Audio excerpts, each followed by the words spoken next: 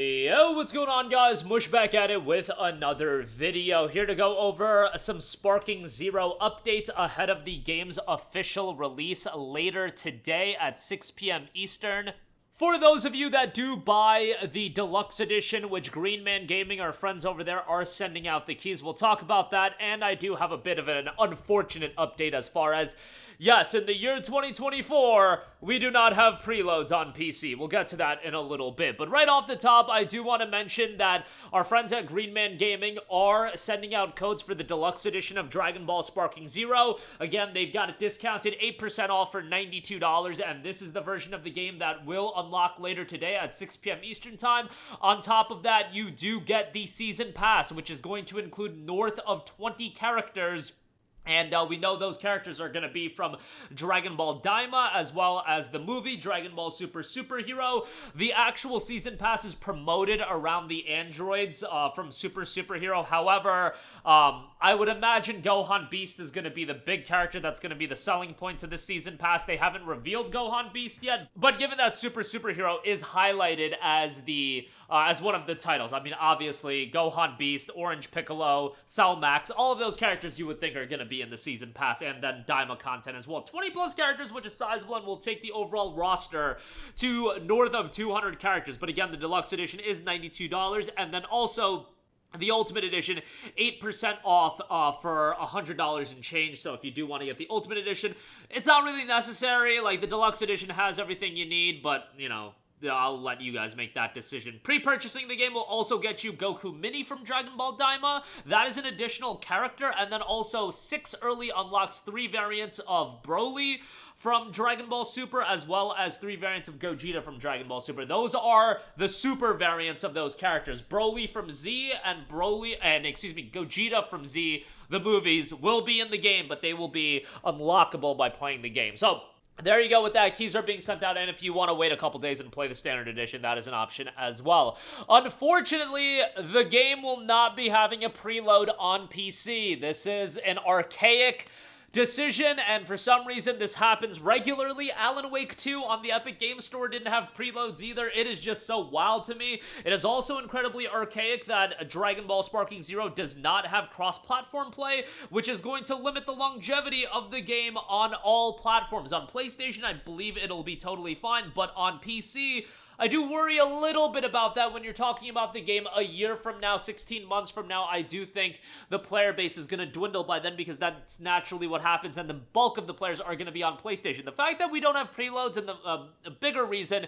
the bigger fact is we don't have cross-platform play. It's just like, man, it's 2024, these things should be standard in gaming, and you can tell me it's not that big of a deal, etc., but it's the standard. Like, these are basic things that should be implemented, and I think, you know, if you're saying that cross-platform play isn't a big deal, you are very much assessing the situation in a vacuum, and you're not thinking about what the status of this game is going to be 16 months from now, because I've seen it with anime games just across the board. Right out the gate on launch day, and for a while, the game will be popular. The Naruto Storm games, the same thing happened, and, you know, Sparking Zero certainly is a bigger game than a lot of those other titles, but it'll ultimately meet the same fate 16 months from now, where the bulk of the players are on PlayStation, and the PC community will be there, but it just won't be as active as the other platforms, which does worry me. Honestly, if you do have the choice to make between buying this game on PlayStation 5 or PC, from the standpoint of longevity of the player base, and if that's something you worry about, might be a good idea to get this game on PlayStation. That's just my 2 cents. A lot of you guys are just getting to play this game for the campaign and mess around with it, play with your friends, and obviously it's going to offer all of that. The game currently has an 84 on Metacritic as well, which is an incredibly successful score for an anime fighting game. You guys, anime fighting games do not get received that well, and I've been somebody that's been playing a plethora of anime fighting games for a very, very long time. You're talking Naruto Storm. That game, the Storm 2 is like at a 76, and that game is phenomenal. Naruto Storm 4 is at like a 78.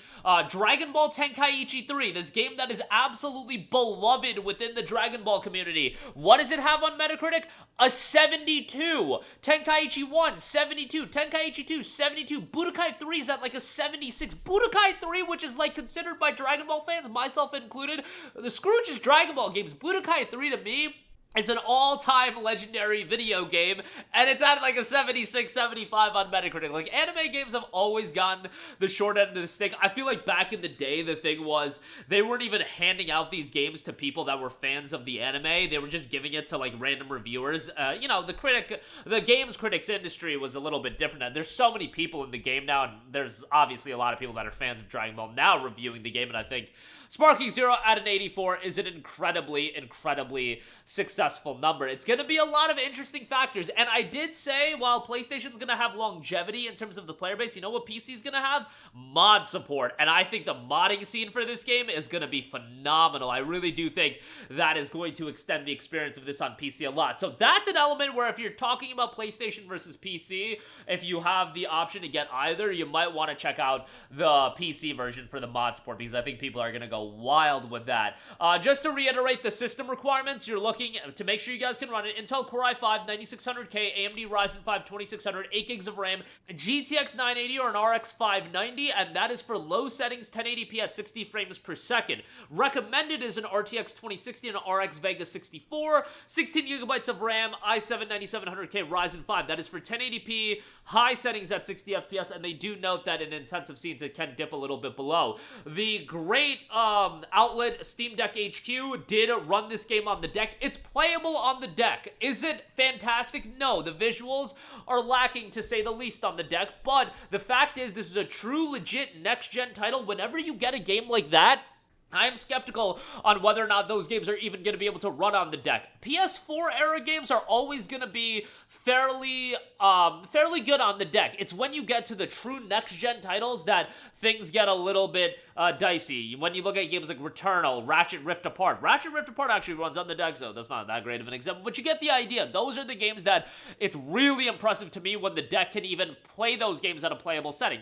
Ideally, would you want to play this game on a PC, a relatively high-end PC? Yeah, but people's options are limited, and if the deck's your option, or you just want to play on the go, if you're somebody that travels a lot, you know, this game is totally playable on the deck from what I've seen. And again, I'll leave the link to Steam Deck HQ in the description box below, because you might want to check that out, and that might actually push you to buy the game, although they weren't as hot on the deck performance, but I saw it and I'm just like, yo, this game's running, and like that to me is impressive with the deck. But you know, they've actually played the game, they've operated it on the deck, so credit to them. And again, link to their channel and website in the description box below. But that's gonna do it for me. Again, I will leave a link to Sparking Zero at GMG in the description box below. Get it a little bit cheaper, and yeah, a lot of notes to go over. 84 on Metacritic, super positive score there. And check out the deck performance, Steam Deck HQ, and performance wise, you guys with a decent PC are going to be able to run this no problem. That's going to do it for me. Let me know all of your thoughts in the comment section down below. As always, guys, thanks for watching. I will catch you guys in the next one. Peace out. Hey, what's going on, guys? Mush here again. Hope you enjoyed the video. As you guys might know, YouTube's notification system is sometimes a little bit wonky, even if you're subscribed to the channel. Maybe you're not abundantly aware that I uploaded a video. To remedy that situation, make sure you hit the bell notification button. This way, whenever I upload a new video, and I try to upload as consistently as possible, you will be notified directly of the upload, and you can watch it as soon as it goes live. I would really appreciate if you guys hit that button so you can stay up to date with all of the content I'm posting. But as always, guys, thanks for watching, and I'll catch you guys in the next one. Peace out.